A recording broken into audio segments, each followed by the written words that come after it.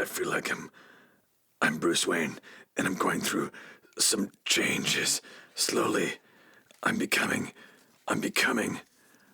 am Batman.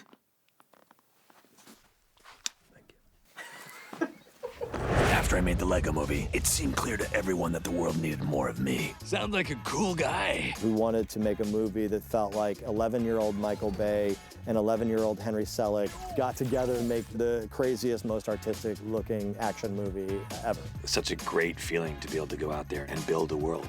Disconnect the 6x10 plates. Like this? Whoa. And it was really the fans that came back to us and said, guys, we want to hear more stories told in a Lego form. You're the best, Batman! Oh, I'm humble.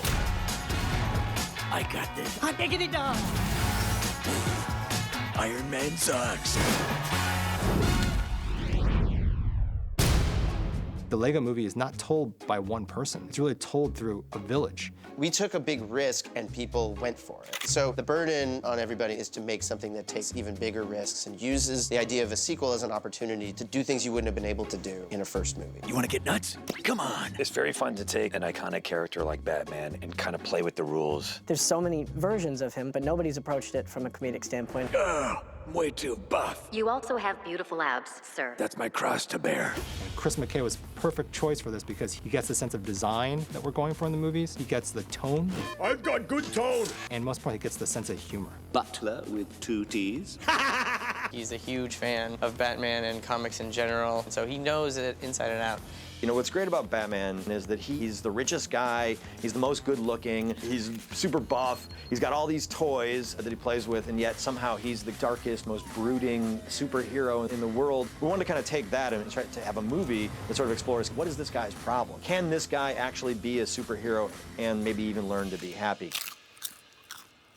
WAG is different in the way that you don't just work from a completely hard and fast locked script, which is great because you let your imagination run. Batman, I really don't need you to finish my sentences. Sandcastles. No. What's interesting about WAG is the filmmakers involved, and I really get to benefit from that. You have Nick Stoller, you have Lord and Miller, you have Jared Stern, you have Rekon Fakara. Of course, we have Chris McKay leading the charge as the director of Lego Batman, but then we get input. We get input from this brain trust. Well, it was a team effort. I got this, Abs. Commissioner! Movies are meant to be collaborative, where you're sitting around with a bunch of people, whether it's writers or editors or designers or actors. It's about the best idea. And You had a good idea, and you had a good idea, and you had a good idea, and I had a great idea. my job is to kind of like be the traffic cop for all these wildly creative people. Best team ever! Let's do this. First, we take the script and we turn that into storyboards, and we work with the editorial team and put it in what's called an animatic. Riddle me this, Batman! When is it? Punchline. Well, an animatic is basically like a rough draft of the movie. How dare you tell me how to parent my kid I just met? To the Batmobile. In the very beginning, they showed me a little sequence that they'd animated. And seeing that, you know what tone you're all going for as a cast. Eat snow. Eat snow. Eat snow. Eat snow. Eat snow. Eat snow. Eat snow. Eat snow. Eat snow. Eat snow. No brain freeze. Then when it goes to our amazing actors, they get to take that and make it even better. They get to add their quirks to it and their funny improv. Speaking of ouch, you're getting ready to say it! Because it's animation, it is a little bit more heightened. I get to overact even more. You don't think that I'm constantly, sought after by good guys all the time? Name one. Name one. Because I feel like you might get jealous. We were making each other laugh and surprising each other, and that sort of element of surprise came across in the film. This time, I got yo. It's just like a great thing to be like, okay, now we're just gonna make weird grunt noises according to fighting scenes. When you get to take what the actors do on the mic and then sculpt that again in editorial, you just get gold. Can we use code names? No. Mine can be Robin. As in the small, Midwestern frail bird. Yeah, and I already have a catchphrase. Tweet, tweet on the street. Hard pass. On an animated film, you can sort of make it up as you go along until we have to decide the version we're going to make and then put it into production. This isn't a Batman movie. This is a Lego Batman movie. Alfred, what are you doing? I miss the 60s. You're working within a certain set of rules. The first lesson is... You can't alter a brick, so you can't melt a brick, can't deform it. Oh my goodness. If a brick is rigid, in reality, it's rigid in the animation. Oh, and look what else I found. All your wonderful toys. Everything that you see can actually be made in real life. I did a trip to Denmark to do what they call a boost session at LEGO, where they get like 60+ designers to come in and just work on nothing but your film for like 2 or 3 days. And these guys are super quick at like rebuilding and coming up with ideas. We just start spitballing ideas, and they just like build stuff like crazy freehand building on the spot to come up with like, you know, a Batmobile or things like that. I like that they challenge us in terms of how far we can push concepts and what we really think the modern child can buy into. We're doing some really, really cool things with Killer Croc. I did something! And Clayface as well. They're going to be bigger figures. And those models then plug into our digital brick library. That sounds overly complicated. Talk us through it. The brick library is essentially like an infinite toy box. Okay. So the modeling department gets the files from the LEGO Corporation. I think in the library now there's about almost 4,000 bricks. We use LEGO Digital Designer to assemble our models. You have access to every LEGO piece. Give it colors. LEGO has a palette of colors to choose from. This is our Bible for colour, so every brick in the movie would correspond to something that you see here on our LEGO chart. I love the color saturation of the movie, just how bold it is.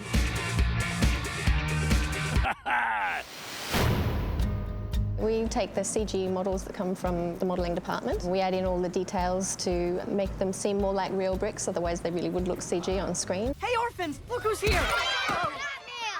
We detail the bricks based on what we see through a magnifying glass. With real Lego, fingerprints are all over it. We add sort of incidental scratches from usage. We can add grunge and oxidization. Gross. You know, all these details we look at and we try to add in as best we can. Because, you know, the real world's not perfect. She's making a lot of sense. Everything has to go through what we call the rigging department. If you think of your own body, you have a skeleton inside your body that allows you to bend your arm at your elbow and your wrist. We have the same thing with the Lego figures. It's just they only have 9 points of rotation, so their hair can move, their neck can move, their shoulders, their wrists, etc. down the body. You get these little controls and you can whoop, you can make him jump, you can make him spin around. We kind of give them the ability to mimic stop-motion style. So, for example, the feet have the ability to sort of tilt on all the axes. The characters' heads can be tilted and rolled around on the peg. We give them a lot of things that can be fudged to allow them a little bit more range of motion than you would normally get on a minifigure. Grip! It's better. Now I'm free, now I'm moving. Come on, Batman, let's get grooving! I think because of the nature of LEGO, we have more liberty to explore different performances and then present that to our director. Give me the Phantom Zone projector. No. I'm not playing this with you. Give it to me. Batman, give me the Phantom Zone projector. Give it to me. Whoa. Right, they're taking a lot of steps to do all of this stuff. She reaches over like this. He goes out of it like that kind of thing and steps back here. Trying to find a way to make it more of a dance. No. I'm not playing this with you. Give it to me. Batman, give me the Phantom Zone projector. Give it to me. Whoa. Animation is a very iterative process. You do something, you run a little movie of it, and you watch it. You go, oh, it's not hitting it the right way. Then you can change the timing of your poses, or you can change the position of the poses, and you watch it over and over and over again. That is such a load. Okay, Batman, we'll take it from here. The animators can call up a library, and it's got hundreds of these little faces, and they can go to a frame of their animation, and they can say, okay, I'm listening to the audio, and he's saying E.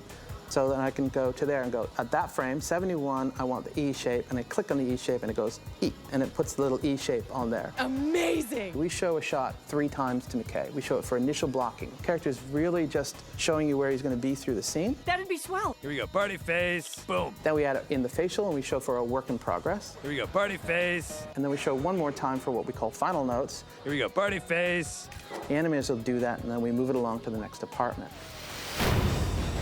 On the Lego movie, all of those effects would have been Lego, so Lego steam, Lego water. But Lego Batman, after about 3 or 4 months of experimentation, they came to the conclusion that they wanted water and smoke effects to be used on the Lego Batman. Smoke bomb.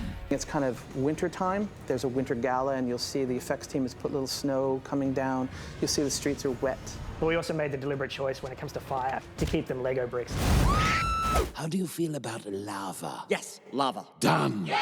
I'd say the strangest effect has probably been Sauron spewing eye. Is that real lava? We were essentially told it's like a child being sick, cover the city in spew, stroke, lava. All right, yeah, it's 100% lava. The light in this movie is pretty stunning.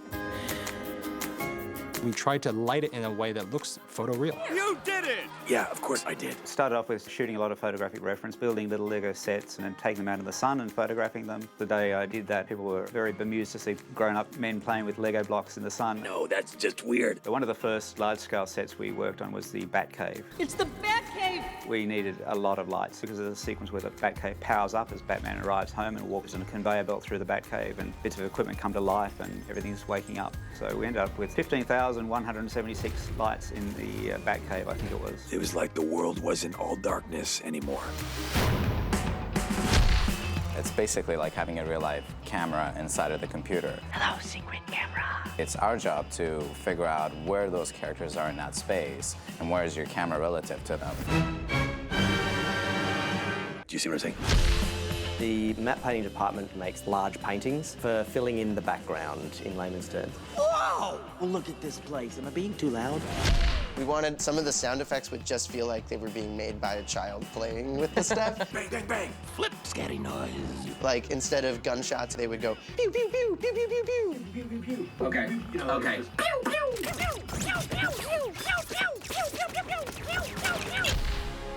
Lorne's music is incredible. We've got psychedelic, funk, jazz, a fantastic choir. It was a real kind of mixture of everything. It goes from amazing, epic stuff to very sincere.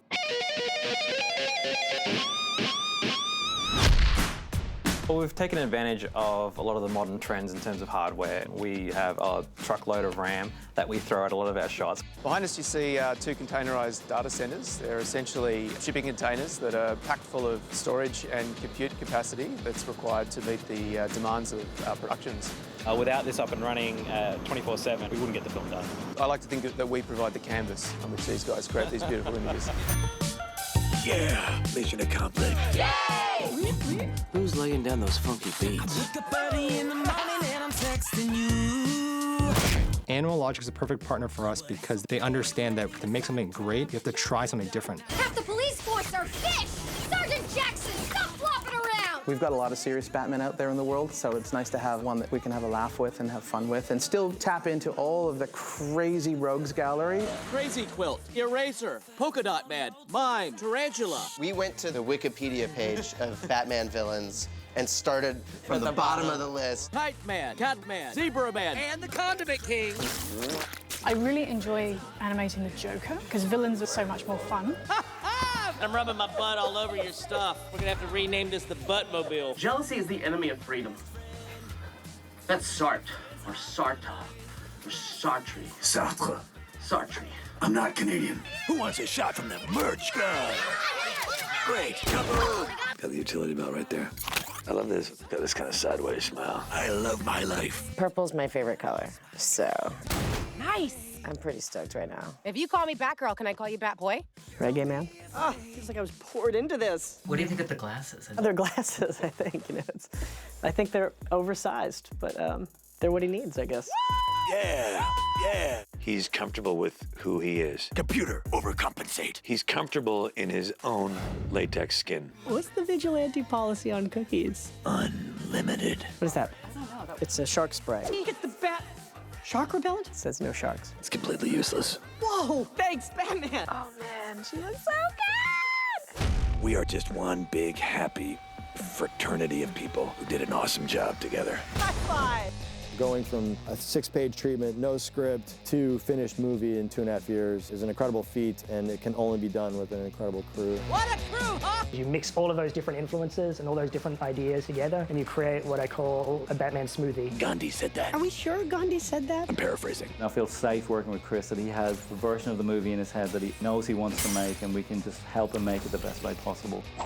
The Batman movies of late are so serious. So serious things deserve to be laughed at, I think. My eyes! Our philosophy has always been to make a movie that will amuse us. And just so happens our taste is very immature, so it appeals to children as well. Why did you build this thing with only one seat?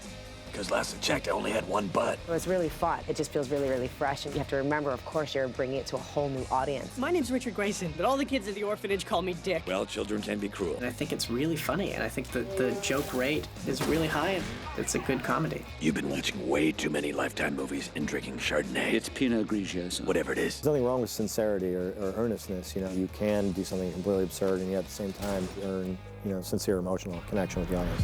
I hate you, Joker. I hate you too. I hate you more. I hate you the most. Toes to the nose. Of the Lego Batman, I'd rank mine right near the top.